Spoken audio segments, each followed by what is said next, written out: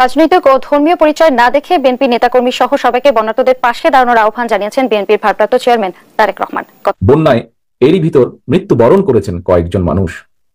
ভয়াবহ বন্যায় বিপর্যস্ত হয়ে পড়েছে জনজীবন। তারেক জিয়া এয়ারপোর্টে ঢুকছেন বাংলাদেশে আসার জন্য।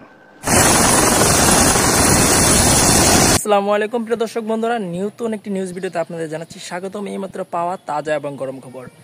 বন্যা কবলিতদের মানুষের পাশে কিন্তু দাঁড়িয়েছে তারেক রহমান। সেই সাথে শেখ হাসিনাকে সতর্ক করেছিল পিনাকি ভট্টাচার্য অনেক আগেই। সেই বিষয়গুলো আজকের এই ভিডিওর মাধ্যমে দেখতে পারবেন। তার জন্য এই ভিডিওটি স্কিপ না করে সম্পূর্ণ দেখে যাবেন। আশা করি অনেক কিছু জানতে পারবেন এবং বুঝতে পারবেন। প্রিয় দর্শক বন্ধুরা, আমি আবারও বলছি, পিনাকি ভট্টাচার্য কী কথাগুলো বলেছিল সেই সব কিছু দেখতে পারবেন আজকের এই ভিডিওর মাধ্যমে।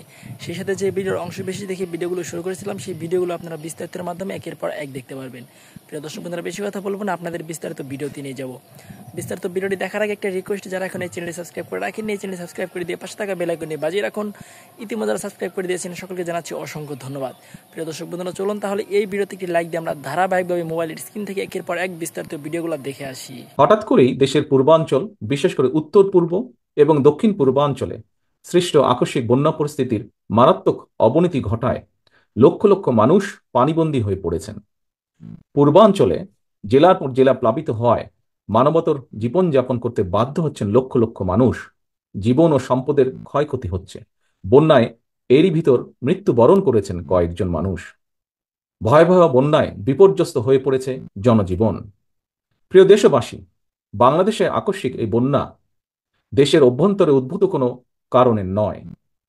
বন্যা কবলিত অঞ্চলে লাগাতার ভারী বৃষ্টিপাত হলেও সেটি পূর্বাঞ্চলে বন্যার মূল কারণ নয়, বরং এবারের বন্যার অন্যতম প্রধান কারণ উজানের দেশ প্রতিবেশী ভারতের ত্রিপুরা রাজ্য প্রশাসনের দায়িত্বহীনতা এবং খামখেয়ালিপনা। তারা হঠাৎ করে বাঁধ খুলে দিয়ে বাংলাদেশের বিস্তীর্ণ এলাকাকে ডুবিয়ে দিলেও একটি বারের জন্যও বাংলাদেশকে আগাম সতর্কতা দেয়নি। ফলে আকস্মিক বন্যার দেশের বিস্তীর্ণ এলাকা ভাসিয়ে নিলেও পরিস্থিতি মোকাবেলায় বাংলাদেশ সামান্য একটু প্রস্তুতির নেবার সুযোগ পর্যন্ত পায়নি। প্রিয় দেশবাসী, বন্যা কবলিত এলাকার মানুষগুলো এখন মহা বিপদে। সহায় সম্বল হারিয়ে লাখো লাখো মানুষ এখন নিদারুণ অসহায়। এমন পরিস্থিতিতে আপাতত কোনো অভিযোগ পাল্টা অভিযোগ তুলে সময় ক্ষেপণেরও সময় নেই। বিএনপি বিশ্বাস করে বন্যা কবলিত এলাকার মানুষের জীবন ও সম্পদ রক্ষা করাই এই মুহূর্তের প্রধান অগ্রাধিকার।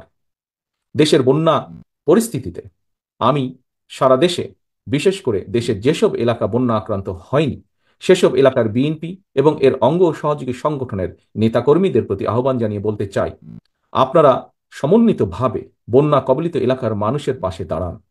বন্যা কবলিত এলাকার মানুষের প্রতি সহায়তার হাত বাড়িয়ে দিন।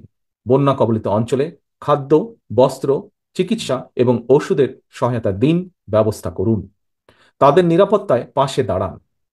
নেতাকর্মীদের প্রতি আরও একটি বিষয় বিশেষভাবে সতর্ক থাকার আহ্বান জানাই। আপনারা জানেন, দেশ ছেড়ে পালিয়ে যাওয়া বিতাড়িত স্বৈরাচার দেশে মানুষে মানুষে হিংসা, বিরোধ, বিভেদ তৈরি করেছিল। কিন্তু আপনাদের কাছে আমার একান্ত অনুরোধ, বন্যার্তদের প্রতি মানবিক সহায়তার ক্ষেত্রে আপনারা দয়া করে কারো কোনো রাজনৈতিক কিংবা ধর্মীয় পরিচয়কে প্রাধান্য দেবেন না। একই সঙ্গে আপনারা ব্যক্তিগত কিংবা দলীয় উদ্যোগের পাশাপাশি বন্যার্তদের সহায়তার জন্য সরকার ও প্রশাসন আপনাদের কাছে কোনো সহযোগিতা চাইলে দয়া করে সাধ্য মতন সহযোগিতার হাত বাড়িয়ে দিন। প্রিয় দেশবাসী, দল, মত, ধর্ম, বর্ণ নির্বিশেষে আমরা যদি ঐক্যবদ্ধভাবে বন্যা কবলিত মানুষের পাশে দাঁড়াই, যার যার সাধ্য মতন বিপদগ্রস্ত মানুষের সহায়তায় এগিয়ে আসি, আল্লাহর রহমতে আমরা অবশ্যই এই পরিস্থিতি মোকাবেলায় সক্ষম হব ইনশাল্লাহ।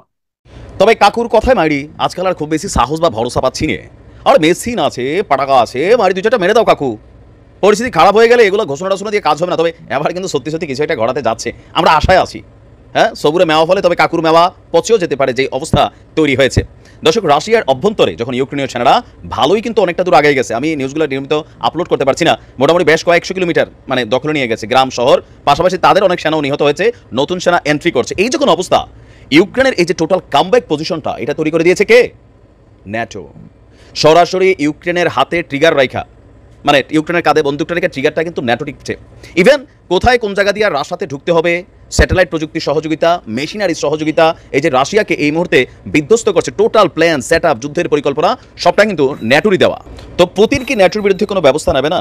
ন্যাটোর গোয়েন্দা সংস্থাগুলো বলছে যে পুতিন অলরেডি তার যে গেরিলা সৈনিকরা আছে, মাফিয়া সৈনিকরা আছে, তাদের দিয়ে ন্যাটোর বিভিন্ন জায়গায় হামলা চালানোর জন্য মিশন শুরু করে দিয়েছে। আর এই ইস্যুতে আপনার এবার সরাসরি পুতিন কাকু মানে তার যে নাশকতামূলক অ্যাক্টিভিটিস চালাবে সেটার জন্য ন্যাটো নিজেরাও এবার নিজেদের পিঠের মধ্যে সালাটালা বান্ধা শুরু করে দিছে। তো প্রথম টার্গেট কোথায়? রাশিয়ার অন্যতম চিরশত্রু দেশ, সেটা হচ্ছে জার্মানি। জার্মানির কলোন শহরের কাছে একটা বড়সড় সামরিক ঘাঁটি আছে। সেই সামরিক ঘাঁটিতেই প্রথম নাশকতার একটা চেষ্টা হয়ে গেছে অলরেডি। আর সেই চেষ্টার পরে জার্মানির মানে কি বলা হয় যে এই দেশের উপরেই বা তাদের বিভিন্ন সামরিক ঘাঁটির উপরে যেখানে ন্যাটোর ঘাঁটিগুলো আছে সেখানে সম্ভাব্য হামলা করতে যাচ্ছে রাশিয়া। আর প্রায় এক সপ্তাহ আগে কোলানের ঘাটির সুপেয় পানি স্থাপনার কাছে প্রাচীরে একটা গর্ত আবিষ্কারের পর নাশকতার প্রচেষ্টা চালানো হয়েছিল বলে সন্দেহ করা হয়েছিল। জার্মানির পশ্চিমে গাইলেন কিওরশেন শহরের কাছে ন্যাটোর যে বিমান ঘাঁটি আছে সেটাকেই টার্গেট করা হচ্ছে। আর সেই থেকে শুরু হয়েছে সতর্কতার মাত্রা, অর্থাৎ দ্বিতীয় পর্যায়ে বাড়ানো হয়েছে, যা চার্লি নামে পরিচিত। এর আওতায় পরিচালনার কাজে সরাসরি যুক্ত কর্মী ছাড়া বাকিদেরকে বাসায় পাঠিয়ে দেওয়া হয়েছে। সেই ঘাঁটিতে রয়েছে ন্যাটোর অ্যাওয়াক্স নজরদারি বিমান, যেটা খুবই অত্যাধুনিক প্রযুক্তির। সম্প্রতি সেখানে একজন ব্যক্তি প্রবেশের চেষ্টা করেছিল, তবে সেটাই বর্তমান হুমকির কারণ না। এর বাহিরেও গোয়েন্দা তথ্যগুলো বলছে এখানে একটা বড় ধরনের ঘটনা রাশিয়া ঘটাবে। দর্শক, এই মুহূর্তে জার্মানিতে সামরিক স্থাপনায় সতর্কতা অনেক বাড়ানো হয়েছে। আর গত এপ্রিল মাসে তদন্তকারী সংস্থারা বলছে 2 রুশ জার্মান ব্যক্তিকে গুপ্তচর বৃত্তির অভিযোগে আটক করা হয়েছে। জার্মানিতে আপনার নানান ধরনের অ্যাক্টিভিটিস চালিয়েছে পুতিনের আগেও, বা রাশিয়ার অ্যাক্টিভিটিস আমরা দেখেছি। আকেন শহরের কাছে গাইলেন কিওরশেন ঘাটির এক মুখপাত্র বলছে ন্যাটোর বিরুদ্ধে সন্ত্রাসবাদী পদক্ষেপের আশঙ্কায় বা তথ্য অনুযায়ী এমন সতর্কতামূলক পদক্ষেপ নেওয়া হয়েছে। আর নিরাপদের জন্য গুরুত্বপূর্ণ কার্যকলাপ চালিয়ে যেতে পারে সিদ্ধান্ত নেওয়া হয়েছে। বিমান ঘাটিতে পুলিশের উপস্থিতি বাড়ানো হয়েছে, যে কোনো সময় বড় কিছু ঘটতে পারে। আর সেখান থেকে ন্যাটো অলওয়েজ 2 হাত আগানো। তবে কেমনে জানি ন্যাটোর কাছে অনেক তথ্য চলে যায়। আপনি দেখেন সারা পৃথিবীর কোথায় কোন জায়গায় কি হচ্ছে। তো ন্যাটো মানে কি? আমেরিকা যুক্তরাজ্য, তারপরে হচ্ছে যে জার্মানি, ফ্রান্স, ইটালি, মানে যতগুলো দেশ আছে প্রযুক্তি যারা হাতে, পুরাটাই তো এদের হাতেই, ইসরায়েল ছাড়া। তো ইসরায়েল তো এদেরই মিত্র। তো পুতিনের এই মুহূর্তে সরাসরি কঠিন অ্যাকশনে যাওয়া দরকার। আমি মনে করছি পুতিন যেই ধাপে আগাচ্ছে এটা পুতিনের জন্য নেগেটিভ তৈরি হবে। আর একটু ফাস্টেস্ট মুভমেন্ট করা দরকার যদি পুতিন কাকু রাশিয়াকে বাঁচাইতে চায়, নয়তো যুদ্ধের প্রেক্ষাপট কখন কোন দিকে চলে যায় বলাও যায় না। তারেক জিয়া এয়ারপোর্টে ঢুকছেন বাংলাদেশে আসার জন্য। এই যে দৃশ্য একবার একটু কল্পনা করেন তো, যেটি আজ থেকে 1 সপ্তাহ আগে আমি যদি বলতাম আপনারা আমাকে পাগল বলতেন। আজ থেকে 1 বছর বা 6 মাস আগে যদি আমি কথা প্রকাশ্যে বলতাম, খুব দৃঢ়তার সাথে এই কথা বলতাম, আমাকে অ্যারেস্ট করে নিয়ে যাওয়া হতো। কিন্তু আজকে সেটাই বাস্তব। এবং একটা সময় আমি তারেক রহমান সাহেব সম্পর্কে বলি, তাকেও আমি একটা সময় বলেছি, তিনি একটা সময় খুব হতাশ হয়ে পড়লেন। আমি তাকে বললাম যে এই আজকের তারেক রহমানের জীবনে যা কিছু ঘটছে এটা আমি তাকে 2019 সনে আমি তাকে বলে দিয়েছিলাম যে এইভাবেই আপনার জন্য একটা ভবিষ্যৎ অপেক্ষা করছে। আপনি বিভ্রান্ত হবেন না, আপনি দৃঢ় থাকুন, নিজের সিদ্ধান্তের উপর অটল থাকুন। এবং সেদিন তিনি যেভাবে হেসেছিলেন এবং যেভাবে নিঃশ্বাস নিয়েছিলেন, জোরে জোরে নিঃশ্বাস নিয়েছিলেন, সে দৃশ্য আমি আপনাদেরকে বোঝাতে পারবো না। আসসালামু আলাইকুম রহমতুল্লাহি ওয়া বারাকাতুহু। সম্মানিত দর্শক, বাংলাদেশের সাবেক প্রধানমন্ত্রী শেখ হাসিনা এখন দিল্লিতে ভিক্ষুকের মতো তিনি আশ্রয়ের প্রার্থনা করে দাঁড়ে দাঁড়িয়ে ঘুরছেন। তার একমাত্র পুত্র সজীব ওয়াজেদ জয়, যার জুতো টানার জন্য এই কয়েকদিন আগে বাংলাদেশে কোটি মানুষের মধ্যে প্রতিযোগিতা লেগে যেত, যার স্টাইল, যার কথাবার্তা, যার পোশাক আশাক সবকিছু অনুকরণ করার জন্য, তাকে তেল দেওয়ার জন্য যে প্রতিযোগিতা হতো, এখন সেই সজীব ওয়াজেদ জয় তার বয়োবৃদ্ধ মাকে নিয়ে এবং তার যে বোন যার তালাক হয়ে গেছে সেই বোনকে নিয়ে কি যে দুর্বিষহ একটি অবস্থার মধ্যে আছেন। সাম্প্রতিক সময় তার কিছু সেই ভিডিও ফুটেজ যেটি ভাইরাল হয়ে গেছে, পরপর 2টি ভিডিও ফুটেজ, সেটির মাধ্যমে আমরা জানতে পারছি। আমার নিজের একটা অভ্যাস হলো যে আমি সাধারণত কারো যখন বিপদ আসে, দুর্বলতম অবস্থায় কেউ থাকে, তাকে নিয়ে আমি নেতিবাচক কথা বলা, খোঁটা দেওয়া, এই জিনিসগুলো আমার কাছে আসলে ব্যক্তিগতভাবে আমার পছন্দনীয় নয়। যখন শেখ হাসিনার ক্ষমতার সূর্য একদম মধ্য গগনে, তখন তার সমালোচনা করেছি, নিষ্ঠুর সমালোচনা করেছি। এমনকি যখন তার কাছাকাছি ছিলাম, সংসদ সদস্য ছিলাম, তখনও সমালোচনা করেছি সামনে সামনে দাঁড়িয়ে। আজ ডক্টর ইউনূস বাংলাদেশের সেই তত্ত্বাবধায়ক সরকারের প্রধান। আমি 2012 সনে শেখ হাসিনাকে ব্যক্তিগতভাবে বলেছিলাম, অনেক মানুষের সামনে, একা একা নয়, একান্ত বৈঠকে তার রুমে, গণভবনে, যে আপা ডক্টর ইউনূসের বিষয়টা মিটমাট করে ফেলেন। তো তিনি অনেক আশ্চর্য হয়ে গেছিলেন যে ছেলেটা সাহস হলো কি করে, যেখানে Jahangir Kabir Nanak, doctor Hasan Mahmud, doctor S T Imam, Obaidul কাদের, এরকম অন্তত 15-20 জন উপস্থিত ছিলেন, সব শীর্ষ নেতৃবৃন্দ। আমাদের প্রায় 3 ঘন্টা 3.5 ঘন্টা বৈঠক হলো। তো সেই বৈঠক শেষে আমি যখন এই কথা বললাম উঠে আসার সময়, তিনি একেবারে আশ্চর্য হয়ে তার যে রুম, গণভবনের যে তার অফিস রুম, সেই অফিস রুমের দরজায় তিনি হেলান দিয়ে দিলেন, দাঁড়ানো অবস্থা থেকে একেবারে কিং কর্তব্য বিমূঢ় হয়ে। তো তিনি বললেন যে ডক্টর ইউনূসের সাথে তোমার কি সম্পর্ক? আমি বললাম যে আমি তো জানি না আমার সাথে কি সম্পর্ক। তিনি একদিন হঠাৎ করে তার একটা অনুষ্ঠান আমাকে দাওয়াত দিলেন, হোটেল রেডিসন একটা অনুষ্ঠান হচ্ছিল। একটা অমীমাংসিত ইস্যু হয়ে আছে এবং বটম লাইন হচ্ছে বাংলাদেশ পানি পাচ্ছে না। বাংলাদেশ বলে ইন্ডিয়া পানি দিচ্ছে না, ইন্ডিয়া বলে এটা তো পশ্চিমবঙ্গের ব্যাপার, পশ্চিমবঙ্গ না দিলে আমরা কি করতে পারি। আর পশ্চিমবঙ্গের মুখ্যমন্ত্রী মমতা ব্যানার্জি বলছেন তিস্তায় তো জলই নাই, দেবো কিভাবে, আপনি তোরসার জল নিয়ে যান। মমতা ব্যানার্জির কথা সত্য, তিস্তার পানির প্রবাহ পশ্চিমবঙ্গে যা থাকার কথা ছিল তার 16 ভাগের মাত্র 1 ভাগ আসছে। তার মানে ডেডলক। মমতা ব্যানার্জি কখনো নিজের রাজ্যের স্বার্থবিরোধী কিছু করবেন না, করতে পারেন না। উনি তো তিস্তার পানি বাড়াতে পারবেন না। তাহলে সলিউশন কি? আজকের আলাপ এই তিস্তাই শুধু নয়, এই অঞ্চলের এক জটিল ভূরাজনৈতিক সমস্যার একটা সমাধানের রাস্তা বাতলানোর চেষ্টা। আসুন দেখি সেই সমাধানের সূত্রগুলো কি।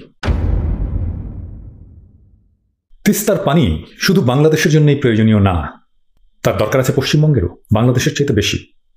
পশ্চিমবঙ্গের 9.2 লাখ হেক্টর জমির চাষাবাদ এবং মূলত বড় ফলনের সেচের জন্য তিস্তার পানি লাগে।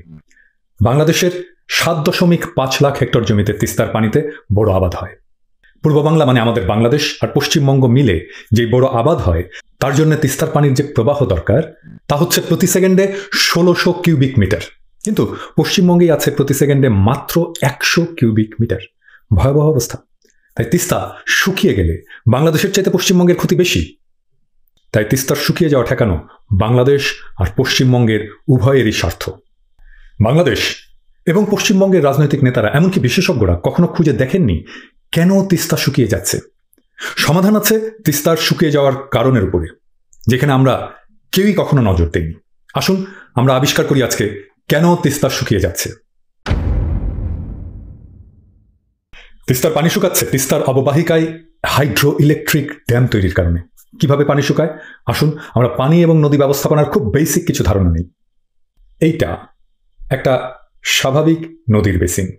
নদীতে নিচে পানি থাকে, পাশে থাকে 2 ধার উঁচু করা নদীর পাড়। এই পাড়ে থাকে ভেজিটেশন, বাংলায় বললে ঘাস, লতা, গুল্ম। এই নদী প্রবাহিত হতে থাকলে আশেপাশের মাটি পানি কিছুটা শুষে নেয়। এই পানি সেই ঘাস, লতাগুল্মের প্রশ্বাসের কাজে লাগে। এই প্রসেসটাকে বলে ইভাপো ট্রান্সপিরেশন। একটা স্বাভাবিক নদীকে বাধাহীনভাবে চলতে দিলে নদীর পানি প্রকৃতিতে মিশে যায় মূলত ইভাপো ট্রান্সপিরেশনের মাধ্যমে। এর মাধ্যমে নদীর অববাহিকায় নদীর প্রবাহের পানির একটা অংশ ধরেও রাখে। ইভাপো ট্রান্সপিরেশনে নদীর পানি অতি সামান্য পরিমাণে হারায়। কিছুটা নদীর পানি বাষ্পীভূত হয়, যে পানিটা নদীর সারফেসে থাকে, মানে এইখানে। যখন আপনি হাইড্রো ইলেকট্রিক প্রজেক্ট বানাবেন, তখন আপনি নদীতে বাদ দিয়ে পানির রিজার্ভার বানাবেন। সেই পানি আপনি একটা সরু চ্যানেল দিয়ে টারবাইনের উপরে ছাড়বেন। যখন বিপুল পানি টারবাইনে পড়বে, তখন তার টারবাইনকে ঘুরাবে এবং তার ডায়নামোকে ঘুরাবে এবং বিদ্যুৎ উৎপাদিত হতে থাকবে। আমাদের কাপ্তাই লেক আসলে একটা রিজার্ভার। কর্ণফুলী নদীতে বাদ দিয়ে এমন রিজার্ভার তৈরি করেছি আমরা। এই রিজার্ভার যখন তৈরি করা হয়, তখন পানির যেই সারফেসে সানলাইট বা সূর্যালোকে এক্সপোজড হয় তা বেড়ে যায় বহুগুণে। এই যে দেখেন, আমি পাশাপাশি 2টা অবস্থার চিত্র দিচ্ছি। বাম পাশে স্বাভাবিক নদী, যেখানে যতটুকু এরিয়া থেকে পানির বাষ্পীভবন হয় দেখুন, আর ডান পাশে হাইড্রো ইলেকট্রিক প্রজেক্টের রিজার্ভার, কতটুকু এরিয়া থেকে বাষ্পীভবন হয় দেখুন। এর ফলে পানিটা ফিরে নদীর বুকে পড়লেও পানির পরিমাণ ক্রমাগত কমতে থাকে। থার্মো ইলেকট্রিক পাওয়ার প্ল্যান্টে মানে কয়লা বা গ্যাস পুড়িয়ে যেখানে বিদ্যুৎ উৎপাদন করা হয় সেখানে পানি ফুটিয়ে বাষ্প করে টারবাইন ঘোরানো হয়। হাইড্রো ইলেকট্রিক প্রজেক্টে 1 কিলোওয়াট বিদ্যুৎ উৎপাদনের জন্য 22 গ্যালন পর্যন্ত পানি শুকিয়ে ফেলতে হয়, আর 1 কিলোওয়াট থার্মো ইলেকট্রিক বিদ্যুৎ তৈরি করতে মাত্র আধা গ্যালনেরও কম পানি শুকাতে হয়। এবারে আসুন আমরা দেখি তিস্তার হাইড্রো ইলেকট্রিক প্রজেক্ট কতগুলো। তিস্তায় ভারত সরকারের মোট 20টা হাইড্রো ইলেকট্রিক প্রজেক্ট করার পরিকল্পনা করেছে। এর মধ্যে 5টা ইতিমধ্যেই হয়ে গেছে, আর 15টা নির্মাণের নানা পর্যায়ে আছে। আমি আপনাদের এখন গুগল আর্থ থেকে দেখাবো হাইড্রো ইলেকট্রিক বাঁধগুলো। প্রথমটা হচ্ছে এইটা, Chungthang hydro electric power project. আপনারা দেখতে পাচ্ছেন পানির রিজার্ভার, বাঁধের ওই পারে পানি আটকে আছে আর এই পারে পানি নেই, শুকনো। এরপরে আমরা আরো নিচে যেতে থাকি, আরো নিচে যেতে থাকি। আসুন আমরা পাবো আর একটা বাঁধ। দেখেন বাঁধের উপরে পানিতে থই থই করছে আর নিচে শুকনো। গেল 2টা। তারপরে আসুন আরো নিচে যাই, নিচে যেতে থাকি। আপনারা যেতে যেতেই বুঝতে পারবেন পানির উচ্চতা বাড়ছে নদীতে। তার মানে এটা আর একটা রিজার্ভারের শুরু, আর কিছু পরেই দেখবেন আর একটা বাঁধ। এই যে দেখেন আর একটা বাঁধ, সিংটাম তিস্তা ড্যাম, এটা 3 নাম্বার। তারপরে আসুন আমরা আরো নিচে নামতে থাকি। এই সবগুলোই হয়েছে আসলে সিকিম অঞ্চলে। তারপরে আবার একটা ড্যাম শুরু হবে, দেখুন পানির উচ্চতা বাড়ছে। এই যে দেখুন আর একটা ড্যাম, তিস্তা লো ড্যাম 3, এটা 4 নাম্বার হলো। এরপরে আরো নামতে থাকি, তিস্তার গতিপথ ধরে আরো একটা ড্যাম, তিস্তা লো ড্যাম 4, এইটা 5 নাম্বার। তারপরে এই যে দেখুন এটা হচ্ছে সেবক ব্রিজ, আমি গেছি এখানে, দারুণ প্রাকৃতিক দৃশ্য এই জায়গাটায়, শিলিগুড়ির কাছে। তাহলে আমরা 5টা ড্যামই দেখলাম। এরপরে এই যে বিশাল ড্যাম, এটা আসলে ব্যারেজ, এটা গজলডোবা ব্যারেজ। এটা করেছে পশ্চিমবঙ্গ সরকার, মানে পানি বাংলাদেশে আর ঢুকতে পারবে না, আর একটু পরেই বাংলাদেশের সীমান্ত। এইখান থেকে পানি ডাইভার্ট করে নেওয়া হয়েছে এই পথে, এই যে দেখুন এই পথে, ছোট চ্যানেল এই পথে। এই পানি যাবে বিহারে। আমরা দেখতে থাকি, দেখবেন এই তিস্তার পানির বদৌলতে চারিদিক সবুজ হয়ে গেছে। বিহারের উষর এলাকায় ফসল হয়েছে। এই হলো তিস্তার ইতিহাস। গজলডোবা দিয়ে পানি যা আসছে তা ইন্ডিয়ান মিডিয়ার হিসাবে প্রত্যাশিত 16 ভাগের 1 ভাগ। এটা পরিকল্পিত 20টা হাইড্রো ইলেকট্রিক প্রজেক্টের 1/4, মানে 4 ভাগের 1 ভাগ তৈরি হওয়াতে এই অবস্থা। আর এখন বাকি 15টা তৈরি হলে কি তিস্তা আর থাকবে? এমনকি গজলডোবা দিয়েও কি পশ্চিমবঙ্গ পানি পাবে না? এটাই পশ্চিমবঙ্গের স্বার্থ, এটাকেই মমতা ব্যানার্জির কাছে তুলে ধরতে হবে। ওনাকে বোঝাতে হবে কেন তিস্তায় পানি আসছে না, কেন তিস্তা শুকিয়ে যাচ্ছে। তাই তিস্তার মৃত্যু ঠেকানো পশ্চিমবঙ্গ এবং বাংলাদেশের উভয়েরই স্বার্থ। এটা শুধু পানি নয়, খাদ্য নিরাপত্তার প্রশ্ন জড়িত। এই ক্রিটিক্যাল মোমেন্টে মমতা ব্যানার্জির ভূমিকা শুধু তিস্তা নদী নয়, এই অঞ্চলে হিন্দু মুসলমান সম্পর্ককে একটা নতুন উচ্চতায় নিয়ে যেতে পারে। কিভাবে? আসুন আমরা আবার দেখি। বাংলাদেশ আর পশ্চিমবঙ্গকে যৌথভাবে দিল্লিকে চাপ দিতে হবে হাইড্রো ইলেকট্রিক প্রজেক্ট বন্ধ করে দেওয়ার জন্য, এবং চূড়ান্ত লক্ষ্য হবে যে বাঁধগুলো অলরেডি তৈরি হয়ে গেছে সেগুলো ভেঙে দেওয়া। এছাড়া তিস্তাকে বাঁচানো যাবে না। আমাদের সিদ্ধান্ত নিতে হবে এই 2 দেশের খাদ্য নিরাপত্তাকে মারাত্মক ঝুঁকির মধ্যে ফেলে আমরা জলবিদ্যুৎ চাই কিনা। হ্যাঁ, অবশ্যই সিকিম বলতে পারে, ভারত বলতে পারে যে আমাদের বিদ্যুতের কি হবে, যে বিদ্যুৎ আমরা এখান থেকে উৎপাদন করতাম। ফেয়ার কোশ্চেন, এটা নিয়ে অবশ্যই আমরা আলাপ করতে পারি এবং একটা ন্যায্য সমাধান বের করা সম্ভব। সেটা আজকের আলোচনার বিষয় না। যদি এটা নিয়ে আলোচনা অগ্রসর হয় তাহলে নিশ্চয়ই আমরা এটার একটা সমাধান বের করতে পারবো। মমতা ব্যানার্জি যদি এই লড়াইয়ের নেতৃত্ব দেন তবে তাই অঞ্চলের ভূ রাজনীতিকে পাল্টে দেবে। কিভাবে? প্রথমত, পূর্ব আর পশ্চিমবঙ্গ যা মূলত বাংলাভাষী হিন্দু এবং মুসলমানের প্রতীক, বাংলাভাষী হিন্দু এবং মুসলমানের আবাসভূমি, তা ঐতিহাসিকভাবে কাছাকাছি আসবে একটা সাধারণ স্বার্থের লড়াই, একটা রাজনৈতিক লড়াই। আর দ্বিতীয় বিষয়টা কি সেটা বলার আগে আমি মমতা ব্যানার্জিকে দৃষ্টি দিতে বলবো সিন্ধু সভ্যতার ইতিহাস, যেখানে নদীতে বাঁধ দিয়ে তৈরি হওয়া তুঙ্গস্পর্শী কৃষি সভ্যতার পতন হচ্ছে। কারণ নদীতে বাঁধ দিতে দিতে নদীগুলো মরে যাচ্ছে, দুর্ভিক্ষ আর খরায় সিন্ধু সভ্যতা ধ্বংস হয়ে যাচ্ছে। তখন ওই অঞ্চলের মানুষেরা বিদ্রোহ করে শাসকের বিরুদ্ধে, একটার পর একটা বাঁধ ভেঙে দিতে থাকে। এই বিদ্রোহের নেতা ছিলেন দেবরাজ ইন্দ্র। সেই বিদ্রোহের নেতাকে মানুষ এতই পবিত্রতা আরোপ করেছিল যে তাকে দেবতাদের রাজা বানিয়েছিল। সেই বিদ্রোহের ইতিহাস, বাঁধ ভাঙার ইতিহাসই লেখা আছে ঋগ্বেদে। সেখান থেকেই রবীন্দ্রনাথের সেই গান, বাঁধ ভেঙে দাও, বাঁধ ভেঙে দাও, বাঁধ ভেঙে দাও ভাঙা। সংস্কৃতিতে গো শব্দের 2টা অর্থ, পানি এবং গরু। ঋগ্বেদে গোহত্যাকে পাপ বলা হয়েছে, মানে নদী হত্যাকে পাপ বলা হয়েছে। নদীকে মুক্ত করা প্রার্থনার তুল্য বলা হয়েছে। মমতা ব্যানার্জি, আপনিই পারেন। উত্তর ভারতে গো শব্দের অর্থ গরু বানিয়ে মুসলমান সম্প্রদায়ের বিরুদ্ধে যে অনন্ত হিংসা জারি রেখেছে মোদী সরকার, সেটাকে রিডিফাইন করতে। গো অর্থ নদী, তাই তো পবিত্র গঙ্গা যেখান থেকে তৈরি হয়েছে তার নাম গোমুখ। আমাদের নদীর নাম হয় গোমতী। প্রিয় মমতা দিদি, let us reclaim hour great religion from fanatics. আসুন আমরা হিন্দু মুসলমান সম্প্রদায়ের ঐতিহাসিক বিরোধকে অতীতের ইতিহাস বানিয়ে ফেলি। আপনি হয়ে উঠুন আজকের ইন্দ্র। ওই বাঁধ ভাঙার কাজটা আপনি এবং একমাত্র আপনিই পারেন সম্ভব করে তুলতে। আসুন আমাদের পূর্বপুরুষের দেখানো পথে আমাদের পবিত্র ধর্মের আদর্শে উজ্জীবিত হয়ে ইতিহাসের এই সন্ধিক্ষণে, এই শতাব্দীর প্রিয় দেশবাসী, শুরু থেকে শেষ পর্যন্ত যারা এই ভিডিওটি দেখেছেন সকলকে জানাই অসংখ্য অসংখ্য ধন্যবাদ। যারা এরকম নিউজ ভিডিও পেতে পছন্দ করেন তারা অবশ্যই এই চ্যানেলটি সাবস্ক্রাইব করে পাশে থাকা বেল আইকনটি বাজিয়ে দিবেন। যারা এখনো এই ভিডিওটি শেয়ার করেননি, এই ভিডিওটি দ্রুত শেয়ার করে সকলকে দেখার সুযোগ করে দিন। আজকের মতন এই পর্যন্ত, দেখা হচ্ছে পরবর্তী কোনো ভিডিও নিয়ে ইনশাল্লাহ।